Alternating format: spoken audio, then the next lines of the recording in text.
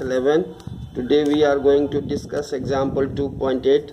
Now in this it is being asked that the temperature of two bodies measured by thermometers are given 20 degrees Celsius plus minus 0.5 degrees Celsius. Delta 0.5 Celsius part is the error part, and again another temperature is 50 degree plus minus 0.5 degrees Celsius. Then we have to calculate the error in the when we find the temperature difference.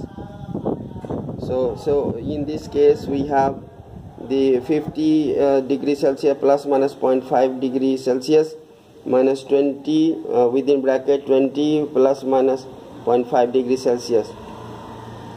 Here when you subtract 20 from the 50, these are the true values, you get 30 degrees Celsius.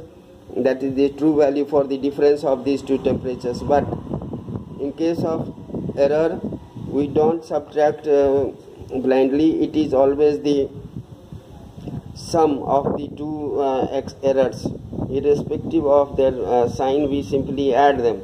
So that means when 0.5 is added with 0.5, it becomes 1 degree Celsius. So that is the error part in the difference of these two temperatures.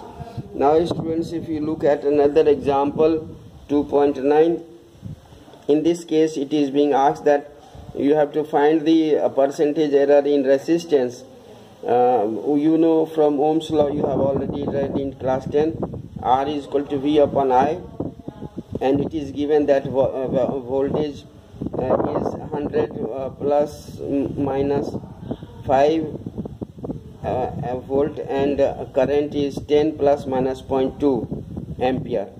Now in this case it is we have to find the ratio of V and I. Now for that case we have already derived that the relative error is the sum of individual relative errors. That means delta R by R will be equal to delta V by V plus delta I by I.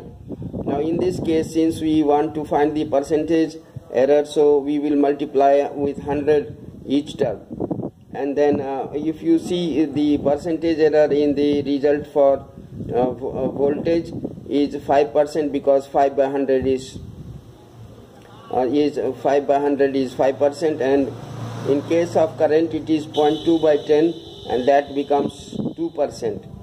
So that way the relative percentage error will be sum of these individuals, that is 5% the error in voltage and 2% error in current. That becomes the relative percentage error becomes 7%, and the relative error will be, if you eliminate it, convert it into the ratio, so that will be 0.7.